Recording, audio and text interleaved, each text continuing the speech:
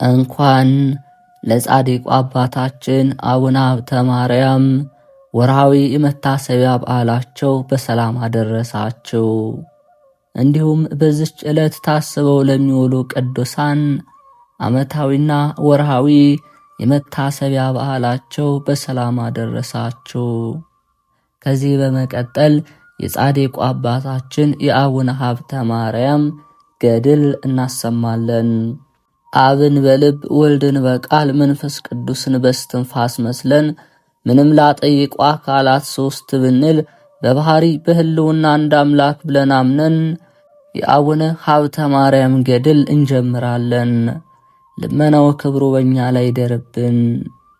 ከዕለታት በአንድ ቀን አቡነ ሀብተ ማርያም ከአንድ ሰው ጋር ጽኑ ደዌ ታመው በአንድ ቤት ሁለቱም ተኝተው ሳሉ አንዱ በአንድ ወገን አንዱ በአንድ ወገን ተኝተው እየተያዩ ሲጨነቁ ከደዌያቸው ጽናት የተነሳ ከመጠን በላይ የውሃ ጥም ጠናባቸው።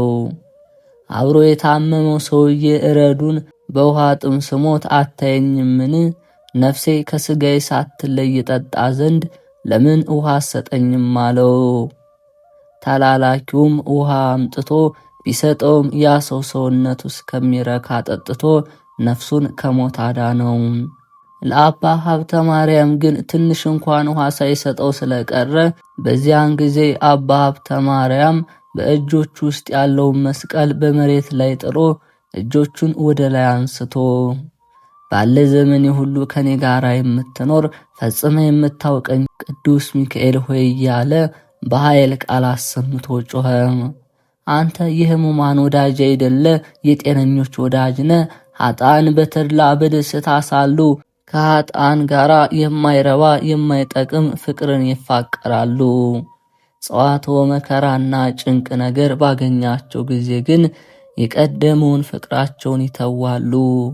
አንተ ግን እውነተኞች ጻድቃን እስከሚገቡበት ድረስ መንግሥተ ሰማያትን የምትከፍት እውነተኛ መልአክ ነህና ወዳጄ የእግዚአብሔር ባለሟል ቅዱስ ሚካኤል ሆይ ረዳት የሌለው እንዳልሆን በጽኑ ውሃ ጥም ሳለው ቸል አትበለኝ ብሎ ጮኸ።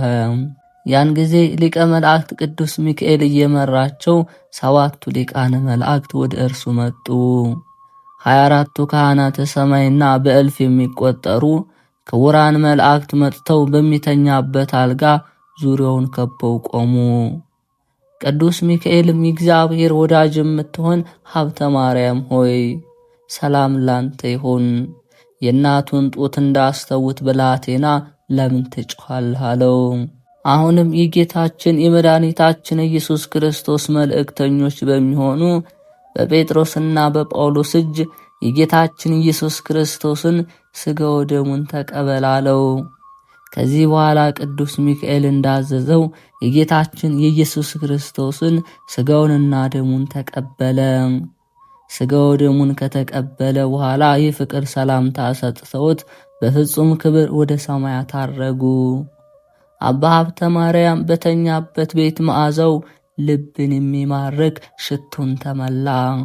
የመዓዛው ብዛት የመዋቲ አንደበት ሊናገረው የማይችል ሽቶን ተመላ። ያን ጊዜ አቡነ ሀብተ ማርያም በሐዋርያት በጴጥሮስና በጳውሎስ እጅ በተቀበለ ሥጋውና ደሙ ምክንያት ድኖ ከእንቅልፉ እንደነቃ ጎልማሳ ፈጥኖ ተነሳ። ከዚያን ቀን አንስቶ የ24ቱ ካህናተ ሰማይ፣ የ4ቱ ኪሩቤል፣ የ7ቱ ሊቃነ መላእክት በዓል ማክበር ጀመረ። የሰማዕታት አለቃ የሚሆን የቅዱስ ጊዮርጊስን፣ የዲያቆናት አለቃ የሚሆን የእስጢፋኖስን፣ የ12ቱ ሐዋርያትና የዮሐንስ መጥምቅን በዓል ጨምሮ አከበረ።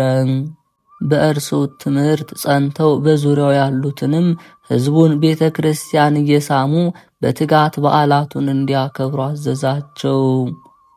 ለነፍሳችሁም ለሥጋችሁም ጥቅም ታገኛላችሁና የታሰሩትን በመጎብኘት የታመሙትን በመጠየቅ ያዘኑትን በማረጋጋት የታረዙትን በማልበስ የተጠሙትን የተራቡትን በማብላት በማጠጣት በዓላቸውን አክብሩ እያላዘዘ ይልቁንም የጰራቅሊጦስን በዓል በወሩ በ5 ቀን አምላክን የወለደች የድንግል ማርያም 33ቱንም በዓላት አከብሩ ዘንድ አዘዘ። እርሱም የሚቸግራቸውን ፈቃዳቸውን እየረዳቸው ኖረ። ከእርሱ ጋር የሚኖር ሊቀ መላእክት ቅዱስ ሚካኤል እገሌ ቆብህን ስጠው፣ ለእገሌ ልብስህን ስጠው እያለ እያዘዘው ነው እንጂ እርሱ ብቻ በጊዜው አስቦ በጎ ነገርን የሚያደርግላቸው አልነበረም። ድሃውም ከደጅ ቆሞ በጮኸ ጊዜ ከመስጠት መንሳት ይገባል፣ ለምን እግዚአብሔርን ቸል ትለዋለህ ብሎ ቅዱስ ሚካኤል ይቆጣው ነበር። ቢኖርህ ስጥ፣ ባይኖርህ ዘንድ እንደ ሰጠ ይቆጠራልና ዝም ማለት ግን የማይረባ ስለሆነ ተነስተህ ያለህን ያህል ለአንዱም ለአንዱ ስጥ። ዳግመኛም ብራብ አላበላችሁኝም ያለውን በወንጌልም ስጡ ይሰጣችኋል ያለውን ቃሉን አስብ ይለው ነበር። ስለዚህም ቸል አትበል ስላለው እርሱም ተነስቶ ለልጆቹ ጦሙን ውሎ ምግቡን ራቁቱን ሆኖ ልብሱን እንዳዘዘው ሁሉ ይሰጣቸው ነበር። ጌታ ጌትነቱን በምትናገርበት ወንጌል በመብል በመጠጥ ልቦናቸውን አታወፍሩ እወቁ ያለውን አልሰማቸውምን? ያለ መጠን መብላት መጠጣት ምን ይጠቅማችኋል ብሎ እውነት ነገርን እየመከረ ያለ ፈቃዳቸው ከእህል ውሃ የሚያጾማቸው ጊዜ ነበር። ጳውሎስም ከክፉ ሐሳብ ተለይታችሁ በጎ ነገርን አብስታችሁ እየሰራችሁ በመተዛዘን ተፋቀሩ ብሏልና፣ እየታገሳችሁ ለሰው እያዘናችሁ እየራራችሁ ለበጎ ነገር አብልጡ፣ በመንፈስ ቅዱስ ሕያዋን ትሆናላችሁና። ለበጎ ሥራ ቸል ሳትሉ መምህሮቻችሁን እርዱ፣ ተስፋችሁንም ደጅ እየጠናችሁ መከራችሁን ታገሱ። እንግዳ መቀበልን እያስከተላችሁ የምእመናንን ሥራ በመስራት ለጸሎታችሁ ጽሙዳን ሁኑ። ከሁሉ ግን የሚበልጥ ፍቅርን ያዙ።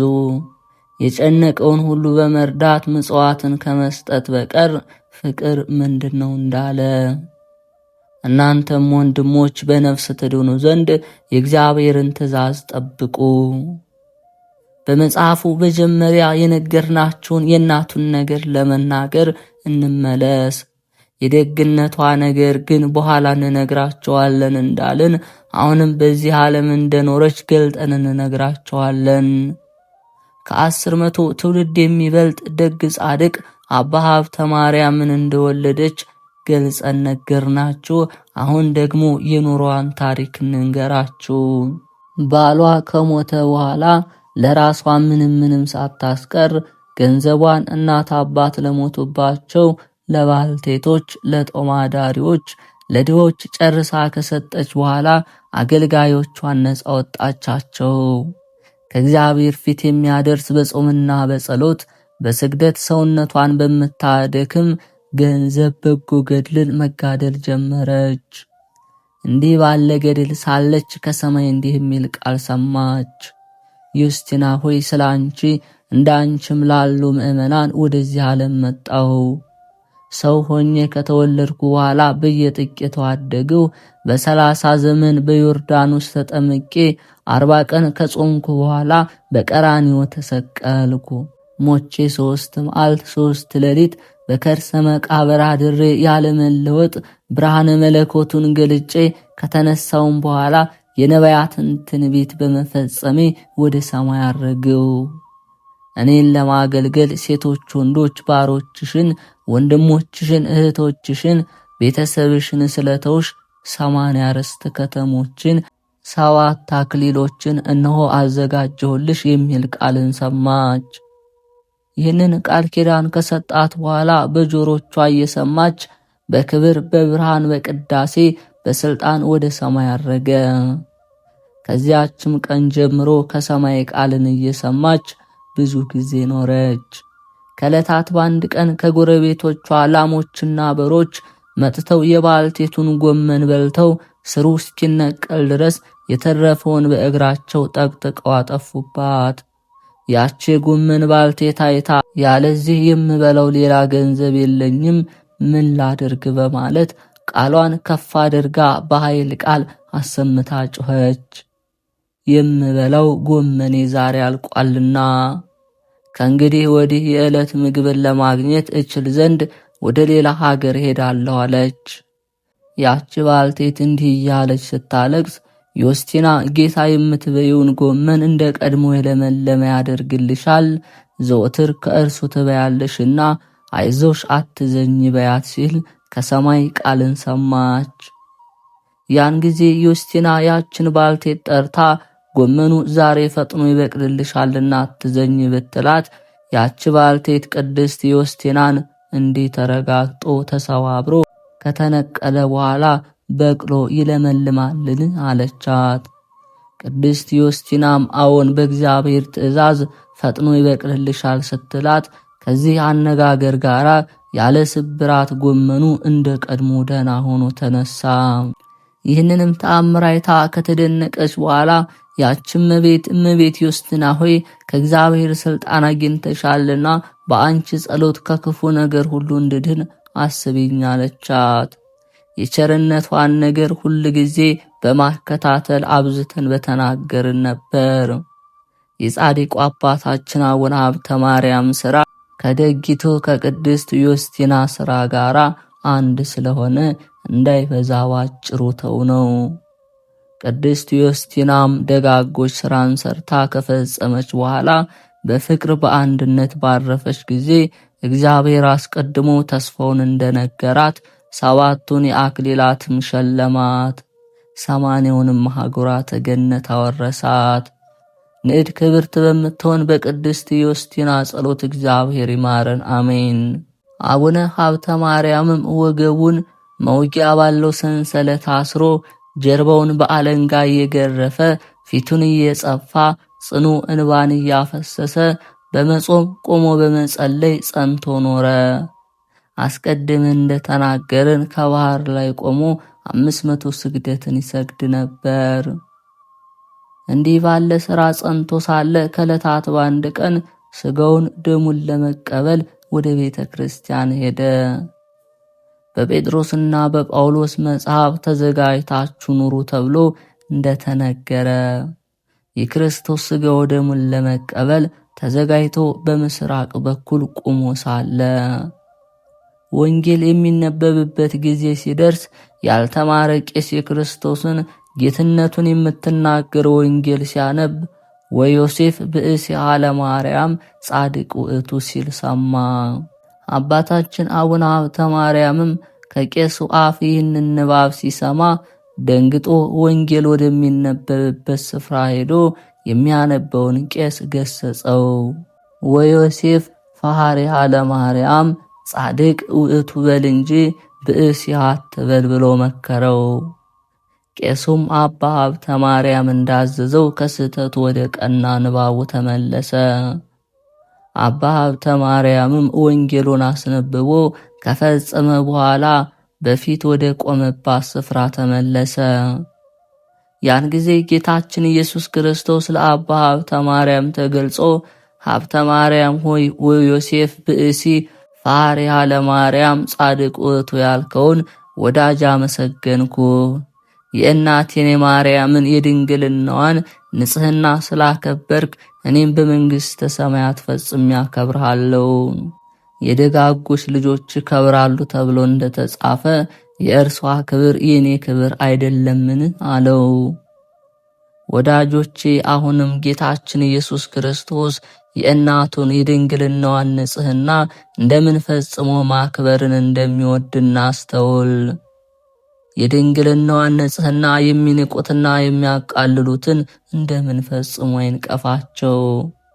የመጽሐፍትን ቃል ቸል የሚሉትንስ መንግሥተ ሰማያት ከመግባት እንደምን አያርቃቸው። በወንጌል ያለውን ትርጓሜ ሳያውቁ ያልተካከለውን ንባብ ይዘው የሌላውን ልጆች የኢየሱስ ወንድሞች በማለት ለራሳቸው እንዲመች አድርገው ትርጓሜ አበጅተው የሚክዱትን እንደምን አይንቀፋቸው። ብእሲሐ ለማርያም የሚሉትን ለያቸው እንጂ አትተዋቸው። እንዲህ የሚል ጽሑፍን ብታገኝ እንዳይኖር እርሱን ፍቀ ፈሐሪሃ ለማርያም የሚለውን ጻፍ ብሎ ካዘዘው በኋላ ጌታ ሰላምታ ሰጥቶት በክብር በብርሃን በቅዳሴ በስልጣን ወደ ሰማይ አረገ። አባ ሀብተ ማርያምም ከፈጣሪው ጋር ፊት ለፊት ቀርቦ በተነጋገረ ጊዜ ፊቱ በመንፈስ ቅዱስ ብሩህ ሆነ። ሙሴ ከፈጣሪው ጋር ፊት ለፊት በተነጋገረ ጊዜ በፊቱ ብርሃን እንደተላከበት ከቤተ ክርስቲያንም ሲወጣ ያዩት ሰዎች የፊቱን ብርሃን አይተው መቅረቡን ፈርተው አደነቁ። የእስራኤል ወገኖች የሙሴን ፊት ገልጦ ማየት እንዳልተቻላቸው እንደዚሁም ሁሉ አባ ሀብተ ማርያምን ፊት ገልጠው ማየት አልተቻላቸውም። እንደሚገባ እናቱ ድንግል ማርያምን ስላከበረለት ጌታችን ኢየሱስ ክርስቶስ በቸርነቱ ወዶ ፈጽሞ አክብሮታልና። አባ ሀብተ ማርያምም ፊቱ በሰው ፊት ብርሃን እንደተሳለበት ባወቀ ጊዜ ከበዓቱ ገብቶ አቤቱ ጌታዬ ኢየሱስ ክርስቶስ ሆይ ሰውርልኝ እንጂ በሰው ፊት ክብሬን አትግለጥብኝ፣ በቸርነትህም አድነኝ ብሎ ጸለየ። እንዲህም ብሎ በጸለየ ጊዜ በእግዚአብሔር ፈቃድ የፊቱ መልክ ተለውጦ እንደ ቀድሞ ሆነ። ይህን ያለው ከሰው ዘንድ ጥፉ ውዳሴ ከንቱ ፈርቶ ነው። ከዕለታት በአንድ ቀንም እሁድ ቀን ከቤተ እግዚአብሔር ገብቶ ሥጋው ደሙን ተቀብሎ ወደ ቤቱ ተመለሰ። እንዳስለመደ ቃሉን ከፍ አድርጎ ወንጌልን ሲያነብ መራቁ ካፍ ወጥቶ ምድር ላይ ቢወድቅበት ደንግጦ ስለ ክብረ ቁርባን በመስቀሉ ምራቁን ከናፈሩ አንስቶ በአንድነት አድርጎ ጎረሰው፣ ተቀበለው። ያን ጊዜ ጌታችን መድኃኒታችን ኢየሱስ ክርስቶስ በሚያስደንቅ ግርማ ሆኖ ተገለጠለት። ሀብተ ማርያም ሆይ በአንድ ሰዓት ውስጥ 2 ኃጢአትን ሠራህ አለው። አንዱ ሥጋው ደሙን ከተቀበልክ በኋላ በመጮህ ወንጌልን ታነብ ዘንድ ማናዘዘ? ሁለተኛ ለቄስ ሳትነግር የወደቀውን ምራቅ ከነአፈሩ አንስተ ተጎርስ ዘንድ ማን ግድ አለ? አሁንም ስለበደልክ ራስህን ለካህን አስመርምረ 1000 ስግደት ስገድ አለው። ጌታም ይህን አዞት ተሰወረው። እርሱም በስንፍና ፈጣሪን አሳዘንኩት ብሎ ጽኑ ለቅሶውን እያለቀሰ ተነስቶ ከቄሱ ዘንድ ሄዶ የሰራውን ኃጢአት ሁሉ አስተካክሎ ለቄሱ ነገረው። ቄሱም አቡነ ሀብተ ማርያምን በደሉ ቀላል ነውና 3 ጊዜ ስገድ አለው። እርሱም እሺ ብሎ ጌታዬ 1000 ስገድ ብሎ 1000 ስግደት አዞኝ ነበር፣ ቄሱ አሳንሶ 3 ስግደት ሰጠኝ፣ ምን ላድርግ ብሎ እያዘነ ከእርሱ ተለይቶ ሄደ። ይህንን ብሎ በሐዘን ራሱን አዘን ብሎ ሳለ ዳግመኛ ጌታችን ኢየሱስ ክርስቶስ ተገልጦ የቄሱን ቃል እንዳትተው ለራስ እወቅ አለው። ቄሱ ያዘዘ ይበቃልና እኔ ያዘዝኩን ስግደት ተወው፣ ይቅር ብያለሁ፣ ዳግመኛ እንዲህ አታድርጋለው። አባ ሀብተ ማርያምም መንግሥት ይክበር ይመስገንና እሺ ለቃልህ ታዘዛለሁ ብሎ መለሰ። ከዚያች ቀን በኋላ ሥጋው ደሙን ተቀብሎ እየፈራ እየራደ ተጠንቅቆ በተአቅቦ ይኖር ነበር። ከዕለታት በአንዱ ዕለት በዓል ከሆነ በኋላ የሀገሩ ሰዎች በልተው ጠጥተው ይዘፍኑ ጀመር። ከበሮ እየመቱ እንዚራ እየነፉ ብዙ ድንፋታ እያደረጉ ሲጫወቱ አባታችን አቡነ ሀብተ ማርያም ሰምቶ ይህ የምሰማው ዘፈን ጨዋታ ምንድነው ብሎ አብረውት የሚኖሩትን ልጆች ጠየቀ። ከሀገሩ ሰዎች የሚዘፍኑ አሉ አሉት። አባታችን አቡነ ሀብተ ማርያምም ሄዳችሁ ይህንን እግዚአብሔርን የሚያስቆጣ ሥራ ለምን ትሰራላችሁ? አሁንም ተው በሏቸው አላቸው። መልእክተኞቹም ሄደው ቢነግሯቸው የአባታችን የአቡነ ሀብተ ማርያምን መልእክት ሰምተው በስንፍና ላይ ስንፍናን ጨመሩ። ወደ ቤቱ ፈጥነው ይሄዱ ዘንድ ሰይጣን አሰርቷቸዋልና እየደነፉ እየጮኹ አብስተው ዘፈኑ። የአባታችን የአቡነ ሀብተ ማርያምን ስሙን እየተሳደቡ እየዘፈኑ ከደጁ ስለደረሱ አባታችን አቡነ ሀብተ ማርያም አዘነ። ስለዚህም በፈጣሪው በእግዚአብሔር ትእዛዝ ተሰውሮ ወጥቶ ወደ ሌላይቱ ሀገር ሄደ። አባታችን አቡነ ሀብተ ማርያም ከዚያች ሀገር ወጥቶ ከሄደ በኋላ እነሆ የእግዚአብሔር መልአክ በቸርነት ያጠፋቸው ዘንድ ታዞ የሀገሩን ሰዎች አጠፋቸው። ከዚያች ቀን አስቀድሞ እግዚአብሔር በሕልም ተገልጦ በምትጋደለው ገድል ላይ መጽዋት መመጽወትን ውደድ አለው። ልገለጽልህ ከወደድ ተገልጬ እንደወደድክ ቃል ለቃል እነጋገርሃለሁና 6ቱን ቃላተ ወንጌል ለመፈጸም ምጽዋትን መጽውት። አቡነ ሀብተ ማርያምም ከእንቅልፉ ነቅቶ እግዚአብሔር እንዳዘዘው አደረገ። በቸነፈር ደዌ ስለተያዘ ብቻውን በምድረ በዳ ወደሚኖረው አንድ በሽተኛ ሄደ። ከእርሱም ዘንድ በደረሰ ጊዜ የሚሻውንም ሰጥቶ ወደ ቤቱ ተመለሰ። ጌታ እንዳዘዘው ዘወትር ይሠራ ነበር እንጂ በዚያች ቀን ብቻ ይህንን ቸርነት የሠራ አይደለም። በዚያች ቀንም እየጸለየ ሲያመሰግን ዋለ።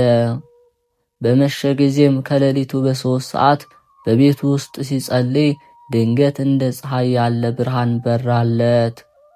ጌታችን ኢየሱስ ክርስቶስ የእሳት ክንፋቸውን የሚያንበለብሉ አእላፍ መላእክት በዙሪያው እንደቆሙ ከእናቱ ከድንግል ማርያም ጋር ተገለጸለት። ያን ጊዜ ልቦናው እየተንቀጠቀጠ ነፍሱ ታወከች። ጌታችን ኢየሱስ ክርስቶስ ግን በቃሉ አጸናው። ለእኔም ለአባ ሀብተ ማርያምም በእግዚአብሔር ፊት እንዳሉ መላእክት ከእነርሱ ጋር እቆም ዘንድ የእሳት ክንፍ ተሰጠኝ። በበረሩም ጊዜ ከእነርሱ ጋር በር ዘንድ ወደ ታችም በወረዱ ጊዜ ከእነርሱ ጋር ወርድ ዘንድ እንዲህ ባለ ሥራ ሳለው ከፍ ባለ ሰማይ ላይ የእሳት ጦር የያዘውን መልአክ ቆሞ አየው። በእሳቱን ጦር ላይ ከብዙ ጻር ጋር በሰይፍ ምላስ አንድ የተሰቀለ ሰው አየው።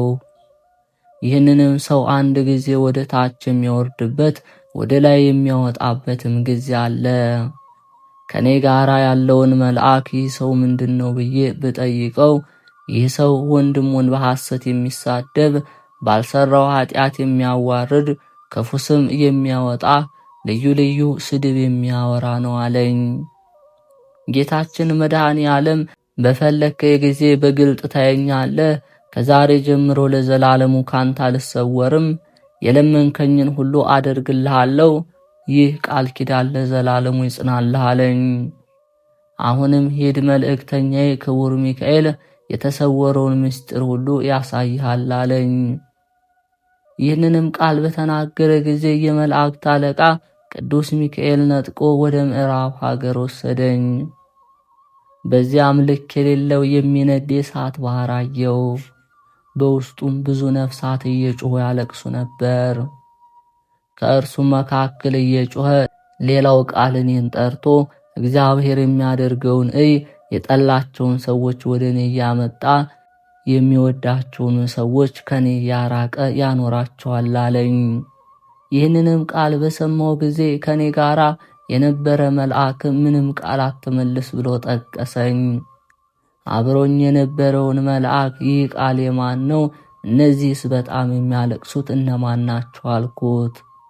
አብሮኝ ያለ መልአክም ይህ ቃል የሲኦል ነው፣ እነዚህም በመካከሏ የሚጮሁት ኃጥአን ናቸው አለኝ። እኔም ከነዚህ ብዙ ነፍሳት መካከል እገሌና እገሌ የሚባሉ አሉን ብዬ ጠየቅኩት። መልአኩም አዎን አሉ አለኝ።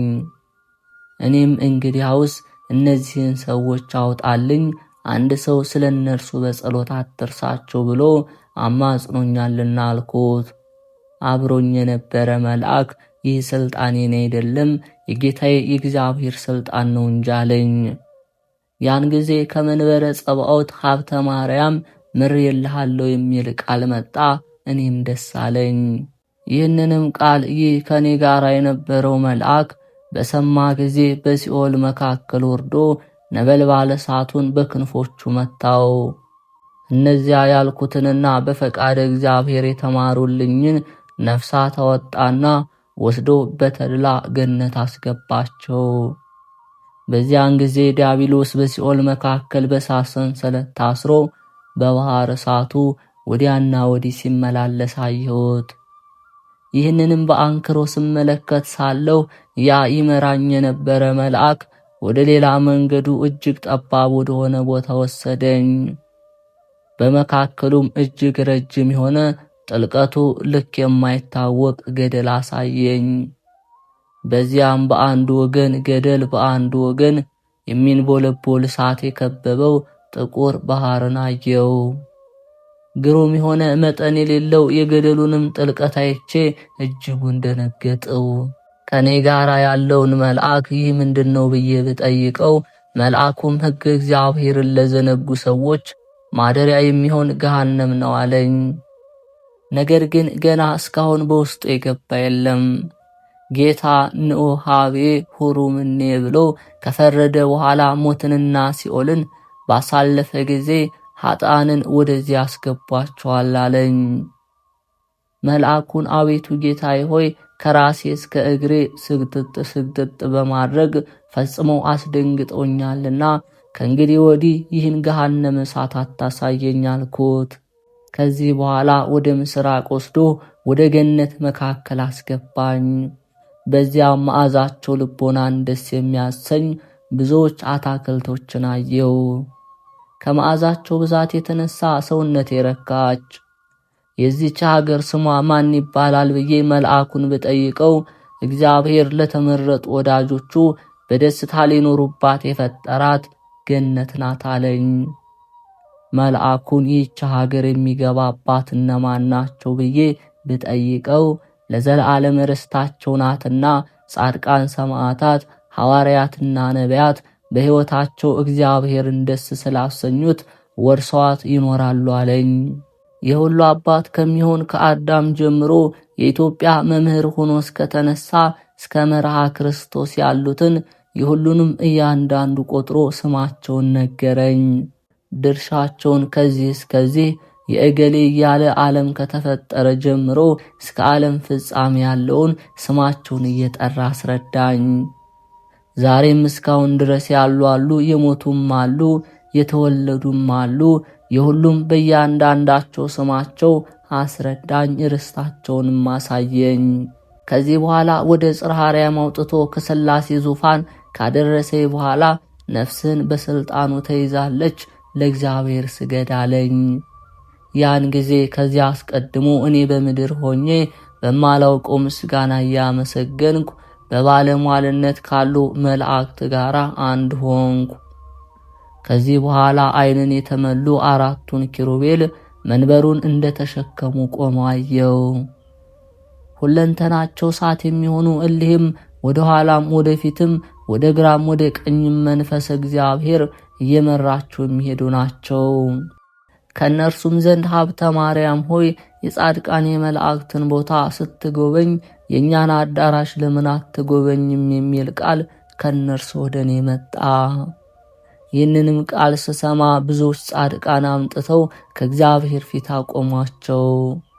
ከነዚያም አንዱ ከጌታ አጠገብ መቆሙን እኔ እቀድመዋለሁ አለኝ። እኔም በምን ምክንያት በጌታ ፊት ለመቆም አንተ ትቀድማለህ አልኩት። እርሱም በእኔ ላይ የገድሉን ጽናትና የገድሉን ብዛት ይናገር ጀመር። እኔም እግዚአብሔር ከእናተ ማኅፀን ጀምሬ መረጥኩ ብሎ ስላከበረኝ ነው እንጂ እኔ ኃጢአተኛ ሰው ነኝ ብዬ መለስኩለት። እንደ ነቢዩ ኤርምያስ የመንፈስ ቅዱስ ማደሪያ ያደረገው በእናቴ ማርያም ንጽሕና አተምኩ ቢለኝ ነው እንጂ። በዚህም በፈጣሪ ቃል እቀድማለሁ አልኩት። ያን ጊዜ ከጎኔ ፊት በመቆም ሀብተ ማርያም ይቀድማል የሚል ቃል ከእግዚአብሔር አንደበት ተነገረ። በዚያን ጊዜ መንግሥቱ የዘላለም መንግሥት ለሚሆን ለእግዚአብሔር ፍጹም ምስጋናን አቀረብኩለት። ደግሞ ከዚህ ሌላ ከእግዚአብሔር ፊት በመቆም እኔ እቀድመዋለሁ የሚል ሰው መጥቶ ተከራከረኝ። ለዚህ ቃልም ሳልመልስለት ይህ ሰው ቀድሞ ይቁም የሚል ቃል ከዙፋኑ ፊት ወደ እኔ መጥቶ ተነገረ። ጌታችንም እንዳዘዘ ያ ሰው በፊቴ ሲቆም እኔ በኋላው ቆምኩ። ልዑል እግዚአብሔርም የሰው ልጅ መናገር የማይችለውን ግሩም ነገርን ተናገረ። እኔም ይህንን ነገር ጠይቄ ከተረዳሁ በኋላ ሳልገልጥ በልቦናዬ ሰውሬ ኖርኩ። ከዚህም በኋላ ሰይጣን መጥቶ በእግዚአብሔር ፊት ቆመና አቤቱ ጌታዬ በሀብተ ማርያም መከራ አጸናበት ዘንድ ፍቀድልኝ ብሎ ጮሆ ተናገረ። እንደ ኢዮብ ብዙ መከራ ሳይቀበል እንደ አብርሃም ጽኑ ሐዘን ሳይታገስ በከንቱ ተወደዋለህና ብሎ ተካሰሰ።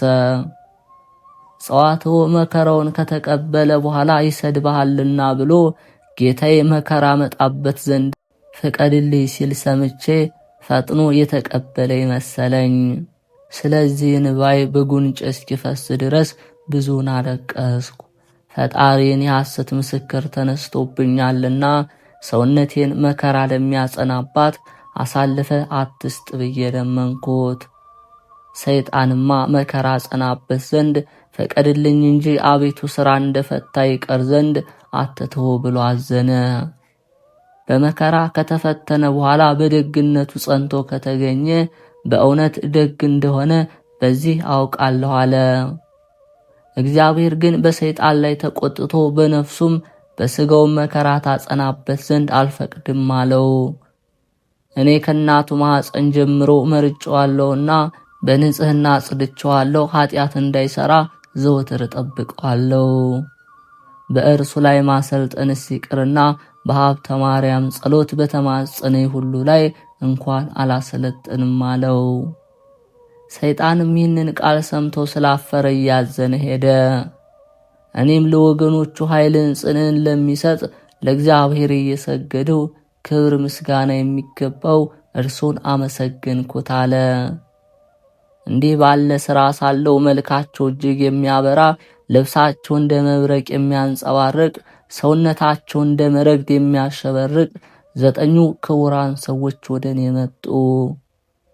በመካከላቸው ያለ ከእነርሱ አንዱ ግን አስቀድሜ ካየኋቸው ቅዱሳን ሁሉ በክብር የተለየ ፍጹም ነው። ክቡራን በሚሆኑ ሰዎች ዘንድ ትጉሃን በሚሆኑ በመላእክት ዘንድ እርሱን የሚመስል አላየሁም። ምሳሌ የሌለው የልብሱን ኅብር ጠይቅ ዘንድ በእግዚአብሔር ፈቃድ ከእርሱ ዘንድ ቀረብኩ። የልብሱን ሥራ የእሳት ላንቃ የከበበው መልካም ነጭ ሆነ። የሚያስደንቅ ዕጹብ ነገርን አየው።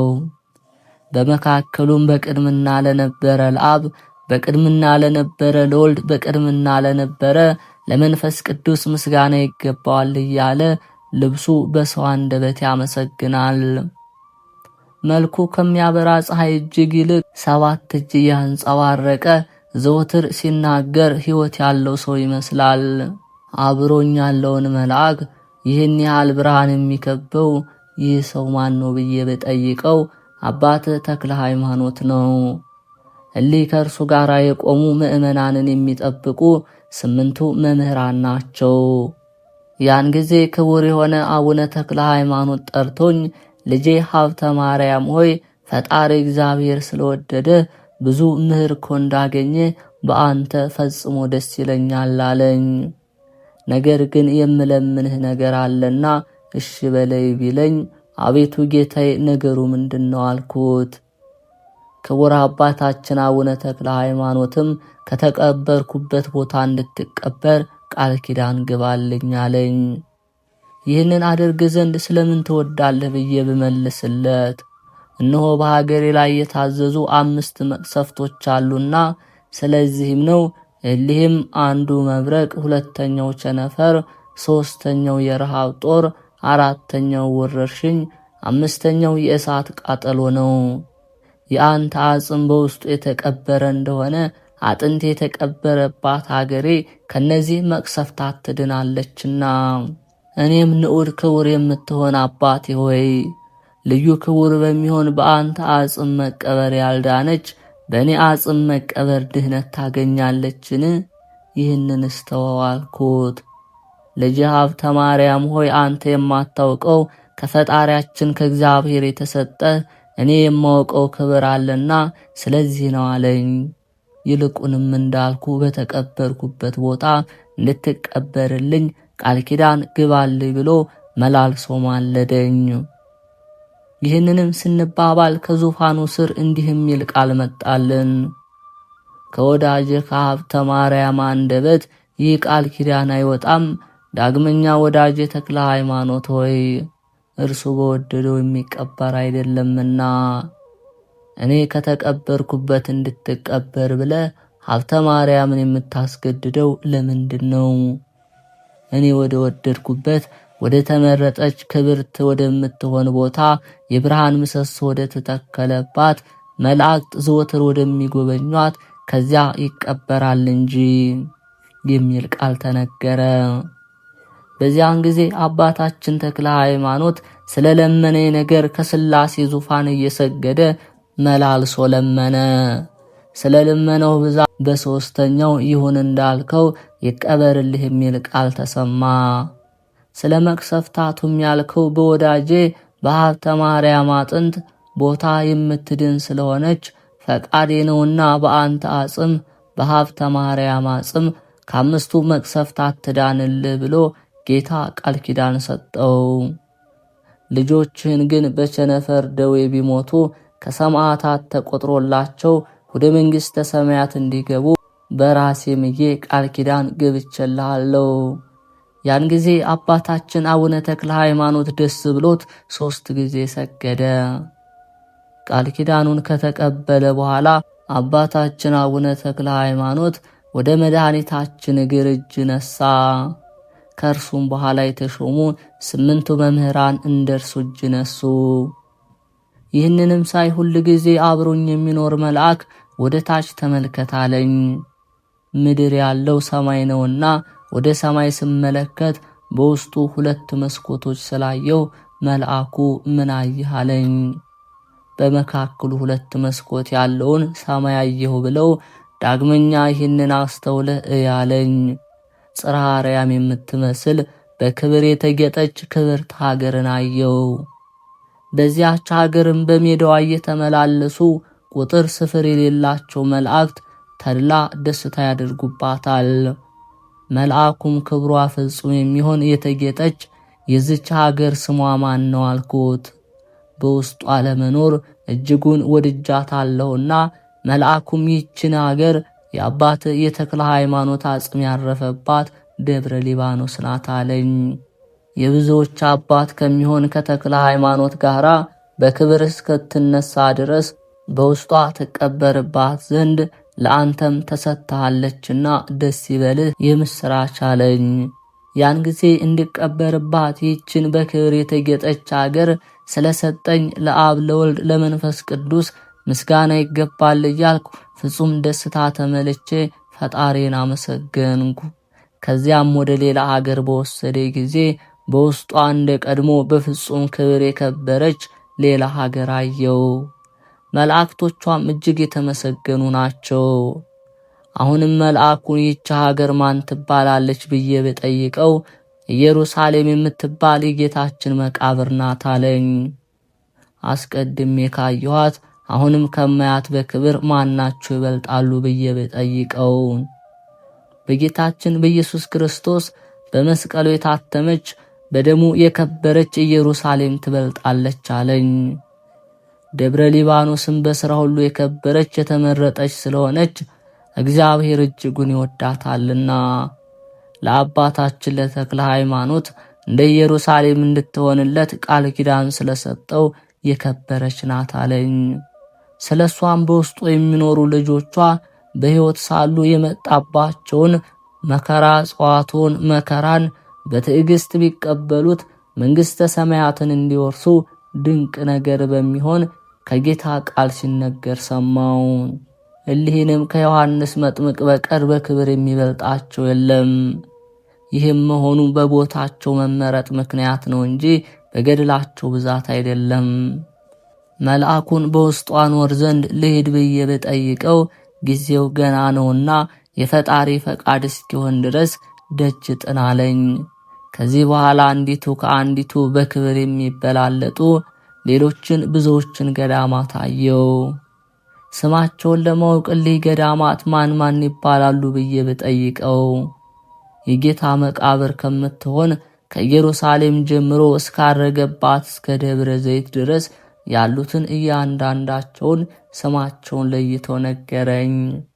ከጻድቁ አባታችን ከአቡነ ሀብተ ማርያም በረከት ረድኤት ያሳትፈን፣ በተሰጠው ቃል ኪዳን የሚጠብቀን ለዘላለሙ አሜን። የካቲት 26 የዕለቱ ስንክሳር። አንድ አምላክ በሆነ በአብ በወልድ በመንፈስ ቅዱስ ስም የካቲት 26 በዚች ዕለት ኦዚያ ይባል የነበረ እውነተኛ ነቢይ ሆሴዕ አረፈ። ዳግመኛም ይህ ነቢይ በአራቱ የይሁዳ ነገሥታት ዘመን ትንቢትን ተናገረ። እሊህም ኦዚያን፣ ኢዮአታም፣ አካዝ፣ ሕዝቅያስ ናቸው። በትንቢቱም ድንቆች ሥራዎችን ተናገረ። የእስራኤልንም ልጆች ገሰጻቸው፣ የአመንዝራ ልጆች ብሎም ጠራቸው። እግዚአብሔር ቁጣውን ከእርሳቸው እንደማይመልስ አስረዳቸው።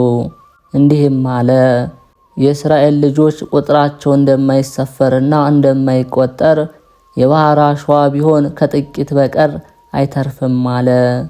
ስለ አሕዛብም በእግዚአብሔር ማመን ተናገረ። እንዲህም አለ፣ እኔ ወገኖች ያልሆኑትን እጠራቸዋለሁ፣ እነርሱም ይሰሙኛል። ዳግመኛም ስለ መድኃኒታችን መከራ መቀበልና በከበረ ደሙ ስለ መዳናችን ስለ ትንሣኤውም እንዲህ ብሎ ተናገረ። እሱ በመከራ ገርፎ ያድነናል፣ እርሱ በመከራ ቁስሎ ይቅር ይለናል። ሲያድነንም በሁለተኛ ቀን ነው፣ በሦስተኛ ቀን ድነን በሱ ፊት እንነሳለን። እግዚአብሔርን አውቀን እንከተለው ዘንድ ስለ ሞት ሥልጣን መሻር፣ ስለ መቃብርን መሸነፍ እንዲህ ብሎ ትንቢት ተናገረ። ሞት ይዘ ማስቀረት፣ መቃብርስ ድል መንሳት ወዴት ነው? ትንቢትን እየተናገረ 70 ዓመት ያህል ኖሮ በበጎ ሽምግልና አረፈ። ለእግዚአብሔር ምስጋና ይሁን፣ በረከቱም ከኛ ጋር ትኑር ለዘላለሙ አሜን። የከበረ ሳዶቅ። በዚች ዕለት የከበሩ ሳዶቅና ከእርሱ ጋር የሆኑ 2008 ሰዎች በሰማዕትነት ሞቱ። ይህንንም የከበረ ሳዶቅን ለፀሐይ ይሰግድ ዘንድ የፋርስ ንጉሥ ብርህን ፈለገው። ቅዱሱ ለፈጣሪው እንጂ ለዚች ለምትታይ ፀሐይ ልሰግድ ከእናቴ ማኅፀን አልወጣሁም ብሎ መለሰለት። ብርህም ንጉሥም መልሶ ለዚች ፀሐይ አምላክ አላትን አለው። ቅዱስ ሳዶቅም ዓለሙን ሁሉ የፈጠረ ክርስቶስ አምላክ ነው አለው። ንጉሡም የቅዱስ ሳዶቅን ራስ በሰይፍ እንዲቆርጡ አዘዘ። የከበረ ሳዶቅም ቆሞ ወደ እግዚአብሔር ጸለየ። ከዚህ በኋላ ራሱን ዘንበል አድርጎ ቆረጡት። ያን ጊዜ ከሰማይ ብርሃን በላዩ ወረደ። ከዚያ ያሉትም ሁሉ አይተው እኛ ሁላችን በቅዱስ ሳዶቅ አምላክ የምናምን ክርስቲያንን ብለው ጮኹ። ንጉሡም ሁሉንም ራሶቻቸውን በሰይፍ እንዲቆርጡ አዘዘ። የሰማዕትነት አክሊልን በመንግሥተ ሰማያት ተቀበሉ። ቁጥራቸውም 2008 ነፍስ ናቸው። በረከታቸው ከኛ ጋር ትኑር፣ ለእግዚአብሔር ምስጋና ይሁን አሜን። የካቲት 26 የሚከበሩ ዓመታዊ ቅዱሳን በዓላት፦ ቅዱስ ሆሴዕ ነቢይ ከ12ቱ ደቂቀ ነቢያት። ቅዱስ ሳዶቅ ሰማዕታት። ከቅዱስ ሳዶቅ ጋር ያሉ ሰማዕታት። ወርሃዊ በዓላት፦ ቅዱስ ቶማስ ሐዋርያ፣ አቡነ ሀብተ ማርያም ጻድቅ፣ አቡነ ኢየሱስ ሞዓዘ ሐይቅ፣ ቅዱሳን ሰማዕታተ ናግራን፣ አቡነ ሰላማ ከሳቴ ብርሃን። ኑ ወደ እግዚአብሔር ቤት እንመለስ፣ እርሱ ሰብሮናልና፣ እርሱም ይፈውሰናልና። እርሱ መትቶናል፣ እርሱም ይጠግነናል። ከ2 ቀን በኋላ ያድነናል፣ በሦስተኛውም ቀን ያስነሳናል። በፊቱም በሕይወት እንኖራለን። እንወቅ እናውቀውም ዘንድ እንከተል። ትንቢተ ሆሴዕ ምዕራፍ 6 ቁጥር 1። ጌታ ሆይ ከብልጽግናቸው ብዛት የተነሳ ብዙ መባ ካገቡት ይልቅ የድሃይቱን አነስተኛ መባ እንደተቀበልክ ለሁል ጊዜ የሚያገለግሉ አእላፍ መላእክትን እያሳሰብሁ በችግሬ ጊዜ የማቀርብልህን ምስጋና ተቀበል። እናንተም ቅዱሳን ነቢያት፣ የወንጌል ሰባኪያን ሐዋርያት፣ ሰማዕታትና ጻድቃን፣ ትጉሃን መላእክት፣ ፍዩማን ደናግል፣ እንዲሁም ደጋጎች መነኮሳት ሆይ ልጅ አዋቂ ሳይለይ የምንሰባሰብበትን የጉባኤ ቦታ ባርኩ። ይህንን መጽሐፍ ወረቀት አዘጋጅቶ ብራና ደምጦ የጻፈውን ያጻፈውን የተረጎመውን ቃለ ንባቡን በእርጋታ መንፈስና በተመስጦ ሕሊና ያዳመጠ በደለኛን ሁሉ የምታስምር የጌታ እናቱ በማርያም ጸሎት ኢየሱስ ክርስቶስ በአንድነት ይማረን አሜን። የተከበራችሁ የልዑል እግዚአብሔር ቤተሰቦች፣ የማህደር ሚዲያ ተከታታዮች ይህንን መንፈሳዊ ቻናል ቪዲዮውን ላይክ፣ ሰብስክራይብ በማድረግ እንዲሁም ሐሳብ አስተያየታችሁን ይስተካከሉ የምትሉትን ኮሜንት ላይ በማስፈር መንፈሳዊ ድጋፋችሁ አይለየን እንላለን።